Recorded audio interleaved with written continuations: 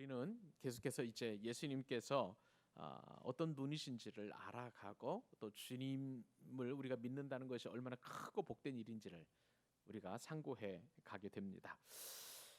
예수님께서는 이제 오병이의 기적을 일으키셨죠. 우리가 예전에 계속해서 살펴보았던 말씀입니다. 근데 오병이의 기적을 일으키시고 예수님께서 피곤한 그 제자들을 측은히 여기시사 이제 예수님께서는 그 무태 남으시고 제자들을 배에 띄워서 갈릴리 호수 건너편으로 보내셔서 쉴 수 있도록 그렇게 배려를 하셨습니다. 그런데 이게 웬일입니까? 밤이 되었을 때에 물결이 이렇게 자꾸 점점 이렇게 넘실넘실 되더니 계속해서 이제 바람이 거스르는 그런 상태가 이제 된 것이죠. 이렇게 바람이 거슬리니까 물결이 높이 일게 되었고 제자들이 힘겹게 노를 저어 가는데 갈릴리에서 오랫동안 그 고기를 잡던 어부임에도 불구하고 자기 마음대로 배가 가는 게 아니라 자기 마음과 상관없이 그냥 배가 이리저리 움직이는 것을 보게 되면서 제자들은 굉장히 두려움을 떨게 되었습니다. 근데 한 밤 사경쯤 되었을까요? 새벽 한 3시에서 6시 사이죠. 가장 사람이 피곤하고 취약한 그 시간에 예수님께서 기도하시다 그런 제자들의 노젓는 모습을 보신 것입니다. 그리고 이제 물 위로 걸어오시게 되었는데 그런데 제자들은 그 예수님을 보고 유령이다라고 이렇게 외친 것이죠. 예수님께서는 그 제자들의 믿음 없음을 보시고 두려워하지 말라, 내니 두려워하지 말라 이렇게 말씀하셨습니다. 그리고 배에 올라서 이제 주님께서 이제 제자들에게 가시니까 그때서야 이제 바람이 그치고 그렇게 되었는데 이렇게 바람을 잠잠하게 하시는 그 예수님을 그들이 알지 못했다. 그러니까 52절 우리가 지난 시간에 아주 핵심적으로 살펴봤던 말씀 52절이죠. 이는 그들이 그 떡 되시던 일을 깨닫지 못하고 도리어 그 마음이 어떻게 졌습니까? 둔하여졌습니다. 마음이 둔해서 예수님을 알아보지 못했다는 것입니다. 여러분, 우리도 몸이 피곤하거나 혹은 우리들의 어떤 그 삶의 영역에서 계속해서 피곤한 일이 생기면 마음이 둔해질 수가 있어요. 근데 마음이 둔해지는 그 특징 가운데 하나는 뭐냐면은 예수님을 알아보지 못하는 거예요. 예수님이 어떤 분이신지 우리가 예배 드리면서 혹은 주일에 뭐 교회에 와서는 우리가 말씀을 듣고 공부하고 또 예배하면서 그렇게 예수님 어떤 분이신지를 알다가도 이맘때쯤 이제 한 주일의 중앙 정도 되면은요 주일날 받았던 은혜가 다 스멀스멀 그냥 다 잊어버리게 됩니다. 그러다 보니까 지금 이 순간에는 마음이 둔해지는 시간이에요. 그러니까 수요일 예배가 참 쉽지 않은 그런 시간입니다. 그러나 하나님께서 오늘 이 시간에 저와 여러분을 이 예배당으로 불러주신 것은 우리의 둔한 마음을 제하여 주시고 부드러운 마음이 되게 해주셔서 예수님이 어떤 분이신지를 분명하게 알 수 있게 하여 주실 줄로 믿습니다. 그러니까 우리는 수요 예배를 통해서 은혜를 받고 그리고 나머지 3일 동안 또 그 받은 은혜를 가지고 잘 살다가 주일날 오게 되면 또 다시 예수님 우리가 만나는 그런 축복과 은혜를 누리게 된다는 것이죠. 근데요 오늘 이 53절로 56절까지 말씀을 보면은요 반전의 반전을 거듭하게 됩니다.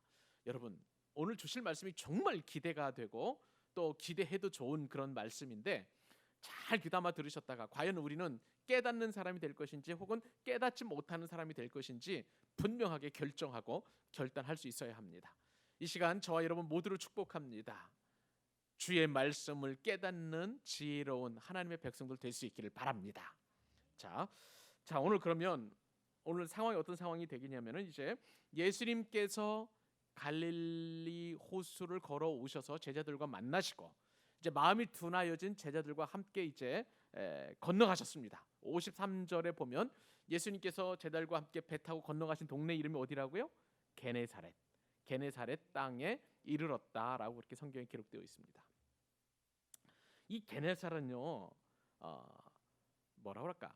여기는 그 일종의 게네사렛 혹은 베세다 다 비슷비슷한 지역이에요. 가다라 지방 뭐 이런 식으로 해서 참 비슷한 지방인데 근데 예수님께서 이 게네사렛을 이제 방문을 하셨습니다. 예수님께서 갈릴리 동쪽 베세다에서 게네사렛으로 이제 돌아오신 예수님은 돌아오시자마자 어떤 일을 하셨습니까? 자, 54절로부터 볼까요? 같이 한번 읽어보십시다. 54절로부터 읽습니다. 시작.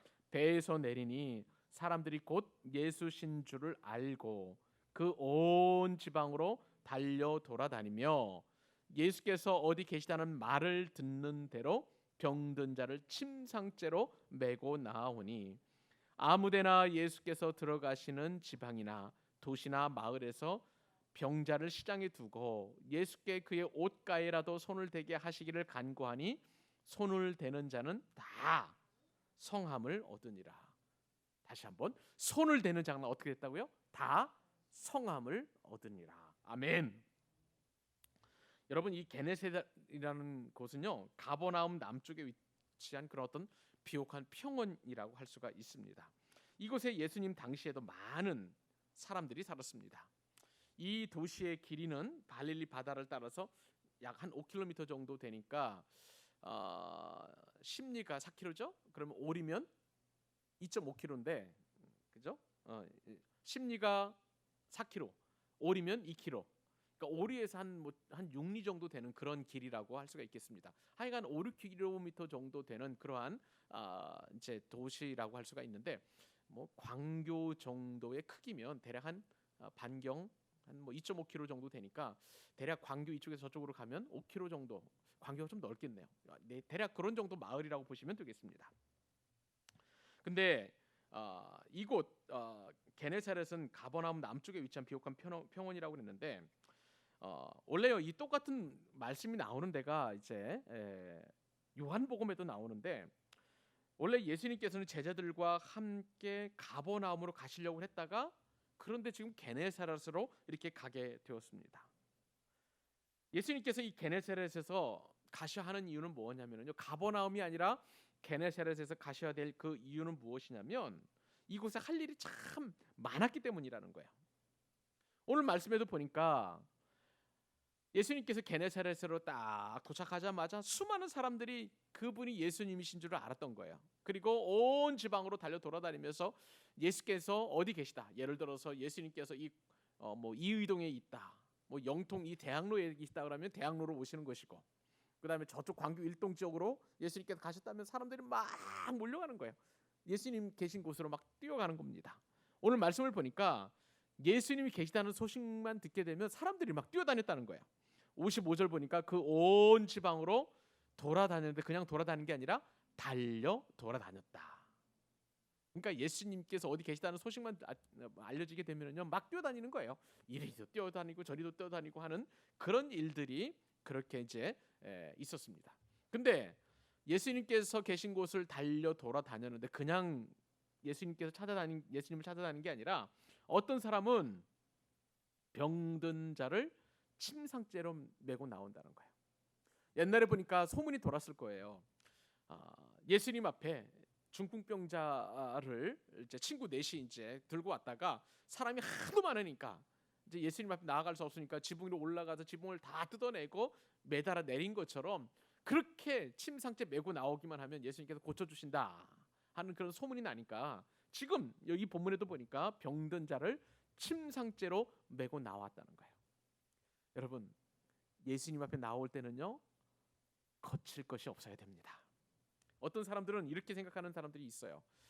나는 예수님 앞에 나아가기에는 내 죄가 너무 많아. 내 죄가 너무 많아서 예수님 앞에 못 나간다는 사람들이 있습니다. 전도하다 보면. 여러분, 오히려 죄가 많으니까 예수님 앞에 나와야 되는 거 아니겠어요? 우리가 예수님 앞에 나올 때는 어떤 것을 거추장스러운 것, 그 다음에 조금 이제 불결한 것, 비위생적인 것, 그리고 내 인생의 짐 같은 것을 내려놓고 오히려 그 모습 그대로 가야 되는 거예요. 그것을 꾸미고 변장하고 화장하고 또 바꾸어서는 예수님 앞에 나아갈 수가 없는 거예요. 주님께서 우리를 부르실 때는요 있는 모습 그대로 부르신 줄로 믿습니다. 그래서 우리가 찬송하는 것처럼 내 모습 이대로 주 봐두옵소서.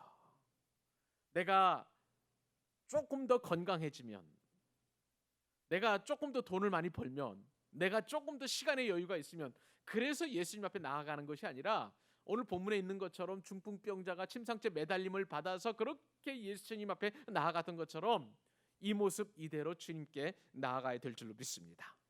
나아가면은요, 그때부터 기적이 시작되는 거예요. 나아가면 그때부터 역사가 이루어질 줄로 믿습니다. 이 모습 이대로 나아가면 주님께서 나를 불쌍히 여기시고 긍휼히 여겨주시고 은혜를 한량없이 우리 가운데 부어주실 줄로 믿습니다. 은혜의 단비, 은혜의 장맛비를 우리에게 부어주시는 거예요.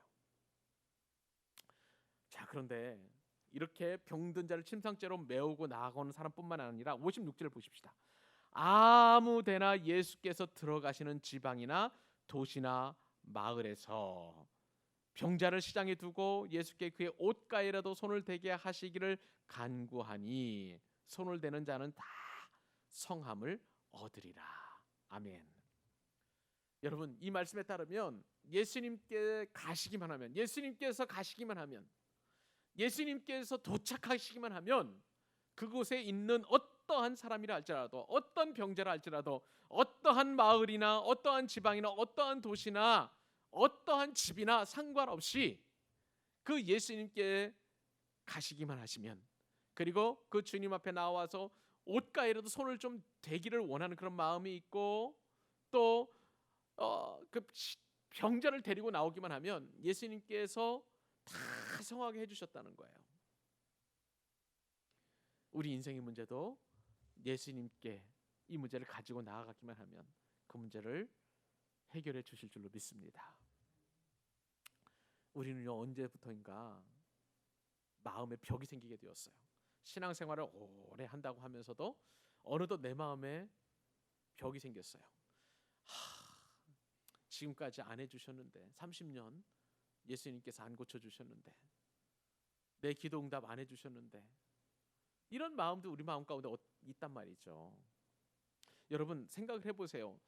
이 침상을 오랫동안 메웠던 그 사람, 오늘 50 몇 절입니까? 55절 말씀. 병든 자를 침상째로 메우고 나오니, 침상째로 메우고 났다는 건 상당히 중한 환자라는 뜻이에요. 그리고 침상째로 메우고 나올 그런 병자라는 것은 오랫동안 그 병을 앓았다는 것을 암시합니다. 그러니까 이 사람에게는 그냥 그대로 그렇게 삶을 살았던 거예요. 이렇게도 살고 저렇게도 살다 보니 그렇게 그냥 쭉 살아왔던 것입니다. 제가요, 어제 어떤 한 귀한 목사님을 만났습니다. 찬양 사역자인데 한웅재 목사님이라는 분입니다. 이분이 이제 그 우리에게 잘 알려진 찬양 아시는 분도 있겠습니다만은, 삶의 작은 일에도 그 마음을 알기 원하네, 뭐 이렇게, 그 길 그 좁은 길로 가기 원해, 나의 자금을 알고 그분의 그 심을 알며 소망 그 깊은 길로 가기 원하네 하는 이런 노래가 있어요. 그 찬양을 작사 작곡한 분인데, 근데 이분이 이 작곡을 하기까지 살아온 삶을 보니까 참 어려운 삶이었더라고요. 이분은 원래 강화도에서 태어났습니다. 그리고 엄마와 아버지가 감리교 권사님들이신데 모태신앙인으로 태어나게 되었어요. 근데 이 목사님 4살째에 어떤 일이 생겼냐면, 아버지가 원래 배 엔지니어였어요. 강화도에 이제 그 조선소가 있으니까 조그만 배를 만드는 곳에서 이제 그 배 엔진을 다루는 엔지니어는 있는데, 근데 겨울에 작업을 하다가 그 배에서 떨어지게 된 거예요. 얼음 바닥에 떨어져 가지고 척추를 다쳐 가지고 일생 동안 누워 지내게 되는데, 무려 얼마만큼 누워 계셨냐면 44년 동안. 그러니까 누가 옆에서 밥을 떠먹여 줘야 되고, 또 변도 봐줘야 되고, 그 다음에 욕창 생기지 않도록 이리 뒤집고 저리 뒤집고, 그런 삶을 무려 44년 동안 살았다는 거예요. 그리고 아버지를 간호하다 보니까 어머니 권사님이 얼마나 힘이 겨웠는지 나중에는 하반신에 마비가 와가지고 전동 휠체어를 타고 다니면서 이제 그렇게 신앙생활을 하셨는데, 아버지는 감리교 권사였음에도 불구하고 이제 그렇게 몸이 아프시니까 더 이상 교회 생활을 하지 못하고, 어머니는 주일날 교회 갔다 오고 새벽에 갔다 오고 비가 오나 눈이 오나 늘 그렇게 하나님 앞에 예배하는 그런 삶을 살았다는 것입니다. 그래서 이제 그 분이 작사 작곡한 노래 가운데 하나가 뭐냐면은 어머니의 새벽기도라는 게 있어요. 그러면은 눈 오는 날에 어머니가 전동 휠체어를 타고 언덕 위에 있는 저 예배당으로 향하는 그런 가사가 적혀 있었습니다. 한번 여러분 생각을 해보세요. 이 목사님에게 소망이 무엇이었을까요? 언제 나을지도 모르고, 아니 영원토록 낫지 못할 것만 같은 아버지의 그 중한 병환, 그리고 아버지를 간호하느라 어머니는 또 일거리도 해야 되지 않겠습니까? 가정 경제를 위해서. 그래서 낮에 가서 갯가에 가서 일하고, 또 밤에는 또 아버지 이렇게 돌보고, 그런 삶을 살면서 몸도 마음도 망가져가는 그런 모습을 보면서 목사님 살아간 거죠. 그런데 목사님의 마음 가운데 하나님께서 은혜를 주셨습니다. 그래서 신학교에 하기를 원하는 마음이 있어가지고 어머니 아버지와 상의를 한 끝에 감리교 신학대학에 입학을 하고, 감리교 또 신학대학원에 또 진학을 하게 되었습니다. 근데 이 목사님은요, 워낙 내성적이고, 그리고 가정 형편이 남에게 보여줄 만한 것이 아무도 없었기 때문에 늘 그렇게 그냥 혼자 외톨이로 살았던 거예요. 누구를 만나가서 대화하는 것도 없었고, 신학교에 다니지만 평신도 집사님이나 또 권사님보다도 신앙이 이제 적은 그런 어떤 삶을 살게 되었고, 그렇게 그냥 소망 없는 듯한 삶을 살았던 그런 분이었습니다. 그러면서 이분이 이제 신학교에 다니게 되면서 음악에 빠지게 되었어요. 얼마나 음악에, 그러니까 사람이 목사님을 알아주는 그런 어떤 사람이 없으니까 음악에 빠져가지고 종로 3가로부터 그다음에 세운상가까지 있는 거기에는 이제 그 음반 가게가 잔뜩 있는데, 그러니까 모든 음반 가게에서 이분을 모르는 사람이 없을 정도로 그렇게 줄기차게 그렇게 음반 가게를 찾아갔다는 거예요. 그래서 새 음반이 나오기만 하면 어떻게든지 간에 돈을 마련해 가지고 이제 음반을 사서 듣게 되는데, CD를 사서 듣고, 외국 뭐 유명한 팝송도 듣고, 우리나라 가요도 듣고, 트로트 가요도 듣고, 뭐 이런저런 모든 음악을 굉장히 많이 들었다는 거예요. 그때부터 이제 음악적 영성이 풍성하게 개발되면서 하나님을 노래하는 그러한 찬양 사역자로 거듭나게 되었습니다. 지금 벌써 사역한 지가 벌써 한 30년 가까이 되는 그러한 사역자가 되었던 거예요. 목사님께는 오늘 말씀을 제가 묵상해 보면서 그 목사님의 삶과 그다음에 어렵고 지난한 그 목사님의 그 과정들을, 삶의 고단함을 살펴보면서 그분이 노래하는 것은 보통 찬양 사역자들과는 좀 달라요. 많은 사람들이 하나님의 어떤 위대하심과 광대하심, 그리고 또 하나님께서 어떤 분이신지를 노래하고, 엘샤다이 되신 하나님, 우리에게 기적을 베풀어 주시는 하나님, 우리를 구원하시는 하나님, 그런 놀라운 하나님의 이루심들을 찬양하지만, 그러나 이 한웅재 목사님이라는 분은 그런 하나님을 찬양하는 것이 아니라 일상을 찬양해요. 우리의 삶 속에서. 옛날에 그 인천에 있는 어느 교회에 감리교회 담임 목사, 작은 교회 담임 목사님을 하다가 이제 그 교회 뒷속에 있는 동산에 올라갔답니다. 근데 목사님이 가면서 생각한 거예요. 이분이 워낙 이제 내성적이다 보니까 생각을 많이 하게 되는데, 동산을 오르면서 어느 날 문득 이런 생각을 했다는 거예요. 아, 이런 산도 있고 에베레스트처럼 좀 높은 산이 있어서 산은 참 다양한 산인데, 어떤 사람에게는 저 높은 산처럼 이렇게 우뚝 서는 그런 산과 같은 그러한 모습이 있지만, 나는 누구나 다 이 얕은 산, 내가 지금 오르고 있는 이 동산처럼 오름직한 그런 산이 되었으면 참 좋겠다 하는 그런 마음을 담아서 아까 소원이라는 노래를 이렇게 만들게 된 거예요. 저는 굉장히 생각을 해보게 되었습니다. 침상째 오랜 세월 동안 그렇게 병원에 시달리며 아무런 소망 없이 살아갔던 그 환자가 이제 침상째 매임을 받아서 예수님께로 갔더니 모든 질병이 나았더라. 목사님에게도 삶의 고단함이 있었었죠.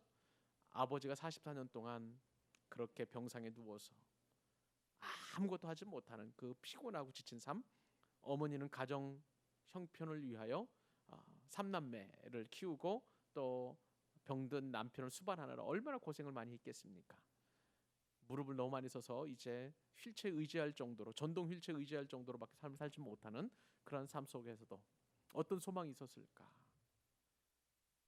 그런 일상 속에서도 주님을 만나고 그분을 닮기 원하고, 그분의 삶의 한 자락이라도, 삶의 한 절이라도 그 예수님을 닮기 원하는 그런 어떤 가사를 써냈다는 것이 많은 사람들에게 감동을 주고 또 희망을 주는 그러한 삶을 살았다는 것이죠.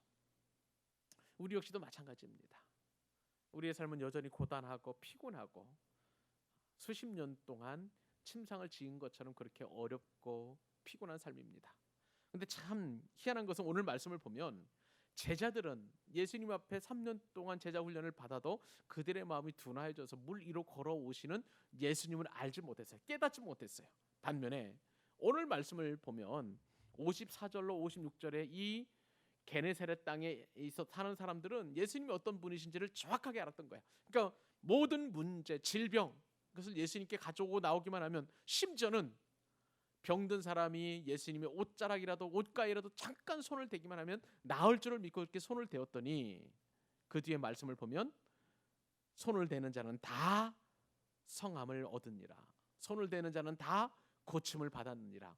손을 대는 자는 다 치유되었느니라. 할렐루야. 우리에게도 이러한 은혜가 있기를 원합니다. 내 삶은 지금 하나도 변함이 없어요. 여전히 이 문제는 그대로 있는 거죠. 하나도 고침을 받지 못하고 하나도 수정되지 않고 하나도 변함이 없는 것처럼 여겨집니다.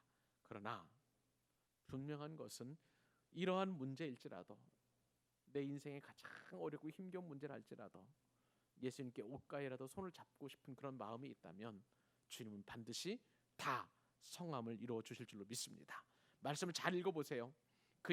예수께 그의 옷가에라도 손을 대게 하시기를 간구하니, 자, 손을 대는 자는 그 다음에 뭐예요? 다예요. 다. 여기에는 예외가 없습니다. 예수님께 옷가에라도 손을 대는 자는 누구라도, 어떤 문제라도, 어떠한 병이라도 고침을 받는 역사가 이루어지게 될 줄로 믿습니다. 이것이 바로 제자들과 게네사렛 사람들의 다른 점이에요. 마음이 둔하여져서 예수님이 어떤 분이신지를 몰랐던 제자들은 게네사렛 사람들에 비해서 깨닫는 것이 없었습니다. 그러나 게네사렛 사람들은 마음이 둔하여지지 아니하고 자신의 문제를 가지고 나가기만 하면 다 고침을 받고 치유되고 회복된다는 놀라운 진리를 깨달았던 사람들이에요. 결국은 여러분, 깨닫는 자나 깨닫지 못하는 자 다 모든 사람에게 필요한 분이 어떤 분이세요? 예수 그리스도이십니다. 할렐루야. 우리의 마음 가운데, 우리의 생활 가운데, 우리의 삶 가운데 이 세상에서 예수님이 필요 없는 사람은 아무도 없는 줄로 믿습니다. 돈은 있다가도 없는 것이에요. 사랑은 또 했다가도 못할 수도 있어요. 명예는 얻다가도 또 잃어버릴 수도 있습니다. 그러나 예수 없이는 우리의 삶은 존재할 수 없습니다. 그러니까 우리에게 필요한 것은 예수님 한 분뿐이에요. 오직 예수님 뿐이신 줄로 믿으시기 바랍니다. 근데 여러분, 게네사렛 사람들 못지않게, 이 게네사렛 못지않게 예수님께서 은혜와 자비와 긍휼과 기적을 많이 베푼 땅이 있었습니다. 여러분, 그곳이 어딘지 아세요? 베세다라는 동네였습니다. 베세다는 어떤 곳입니까? 예수님께서 오병이어의 기적을 베풀으셨던 분이에요. 근데 여러분, 게네사렛과 달리 이 베세다 지역은요, 예수님 앞에 엄청난 책망을 받습니다. 이처럼 기적과 회복의 역사가 일어났던 이 베세다가 얼마나 주님 앞에 큰 책망을 받는지, 여러분 마태복음 11장 21절 한번 보십시다. 조금 마태복음 우리가 앞장으로 넘어가겠습니다. 마태복음 11장 21절.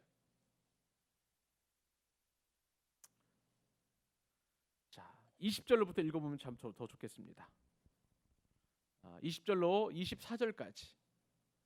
20절로 24절까지 읽습니다. 천천히 예수께서 시작. 예수께서 권능을 가장 많이 행하신 고을들이 회개하지 아니하므로 그때에 책망하시되 화 있을진저 고라시나 화 있을진저 베세다야 너희에게 행한 모든 권능을 두로와 시돈에서 행하였더라면 그들이 벌써 베옷을 입고 재앉아 회개하였으리라. 내가 너희에게 이르노니 심판날에 두로와 시돈이 너희보다 견디기 쉬우리라. 가버나움아, 네가 하늘에까지 높아지겠느냐? 음부에까지 낮아지리라. 내게 행한 모든 권능을 소돔에서 행하였더라면 그 성이 오늘까지 있었으리라. 내가 너희에게 이르노니 심판날에 소돔 땅이 너보다 견디기 쉬우리라 하시니라. 아멘. 여러분, 이 말씀을 보면은요, 예수님께서 기적을 가장 많이 행하신 지역이 있어요. 20절이죠. 마태복음 11장 20절. 예수께서 권능을 가장 많이 행하신 고울들이 회개하지 아니하므로 그때요. 예수님께서 뭐 하셨어요? 칭찬하셨나요? 아니요. 책망하셨어요. 자, 그럼 책망을 받은 도시가 어디인가요? 첫 번째 21절에 보면 고라신이에요. 두 번째는 베세다예요. 그리고 세 번째로는 23절에 보면 가버나움이에요. 여러분, 예수님께서 이처럼 화가 날 대로 나신 것을 볼 수가 있습니다. 오늘 말씀에 예수님께서 기적을 가장 많이 베풀었던 곳, 권능을 가장 많이 베풀었던 도시가 고라신, 베세다 그리고 가버나움이에요. 가버나움은 이제 여러분 아시는 것처럼 베세대 오늘 게네사렛의 또 다른 이름, 그 인근 지역이니까 게네사렛도 포함이 되는 거예요. 여러분 이게 무슨 말씀입니까? 지금 예수님께서 가장 기적을 많이 베풀었던 이 고라신 지역, 베세다 지역 그리고 이 가버나움은 회개하지 아니하므로 예수님 앞에 그런 기적을 받았음에도 불구하고 주님 앞에 이제 책망을 받는데 엄청난 두려운 책망을 받는 거예요.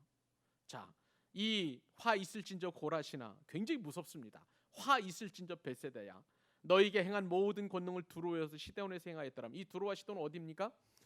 그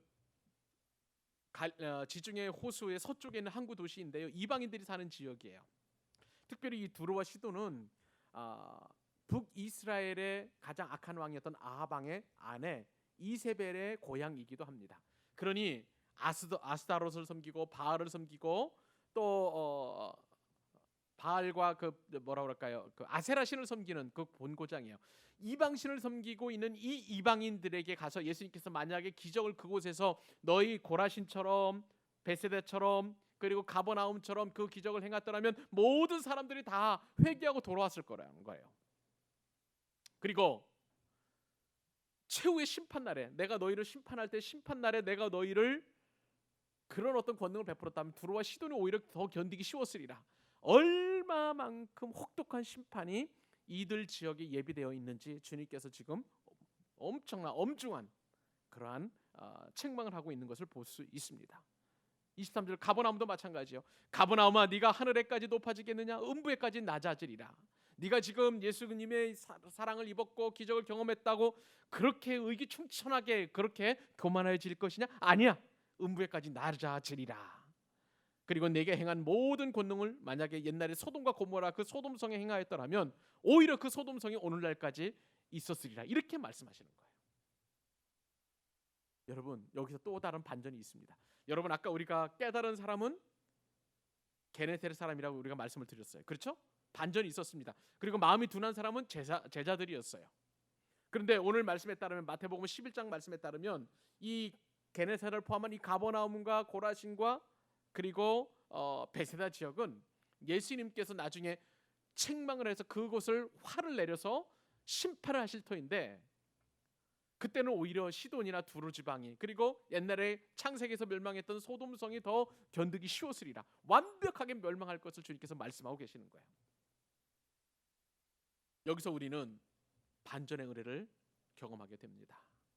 마음이 둔하여져서 무리로 걸어오신 예수님을 알지 못했던 그 제자들을 그들이 오히려 복받은 사람들이에요. 잠시 깨달음이 있었습니다. 이 게네사렛 사람들, 가버나움 사람들. 그래서 주님의 기적을 그들은 모두가 다 체험했어요. 그 주님 앞에 가지고 나온 모든 병자들은 다 고침을 받았습니다마는 그러나 예수님을 그냥 내 문제를 해결하시는 분쯤으로 여기고 그들이 자신의 죄를 회개하지 않고 예수님을 구주로 영접하지 않았어요. 그러므로 그들 가운데 심판이 임하게 된 것입니다. 우리는 여기서 영적인 귀한 교훈을 얻게 됩니다.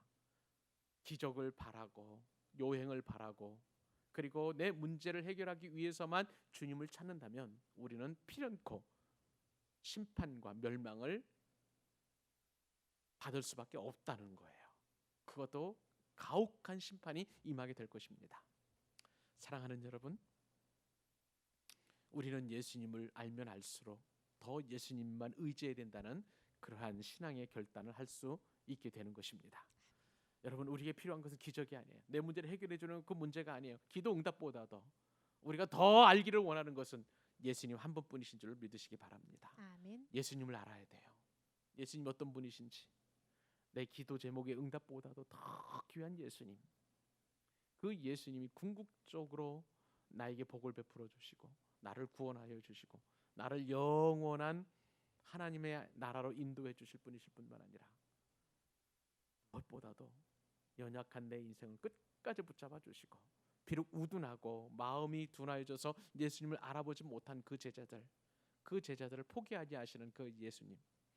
여러분, 사람이라면은요 마음이 둔하여져서 예수님을 알지 못하는 제자들보다 이 게네사렛 사람들의 그 반응을 보고 예수님께서는 저 같으면은요 제자들을 바꿨을 것 같아요. 좀 더 센스 있고 좀 더 잘 깨닫고 말 한마디를 하면 10가지를 알아듣는 그 사람을 제자로 삼았을 수 있을 것 같습니다. 그러나 주님 그렇게 하지 않으셨어요. 한 번 제자로 택하셨으면 끝까지 예수님께서 책임져 주시는 인생인 줄로 믿습니다. 아멘. 저와 여러분은 그러한 예수님 앞에 붙들린 바 된 사람들이에요. 하나님께서 한번 택하시면 절대 포기하지 아니하시고 상한 갈 때도 꺾지 아니하시고 꺼져가는 심지도 끄지 아니하시는 그런 예수님이신 줄로 믿습니다. 아멘. 예수님은 더 나은 사람으로 제자 삼지 아니하시고 부족하고 연약한 대로 제자를 삼으셔서 끝까지 주의 복음을 땅끝까지 증거하는 사도들 삼아 주셨습니다.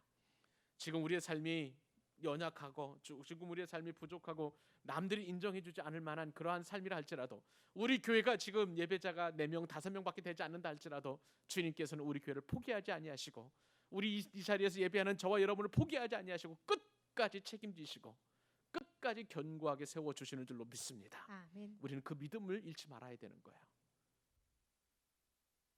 주님께서 주시는 이 귀한 믿음을 가지고 나머지 3일 동안 하나님 앞에 감사하며 나를 포기하지 아니하시고 끝까지 책임져 주시는 그 예수님 앞에 우리 인생을 걸고 우리의 생명을 걸고 우리의 모든 것을 걸고 그분만을 섬기기로 작정하고 다짐하는 저와 여러분 될 수 있기를 우리 주님의 이름으로 축원합니다. 아멘.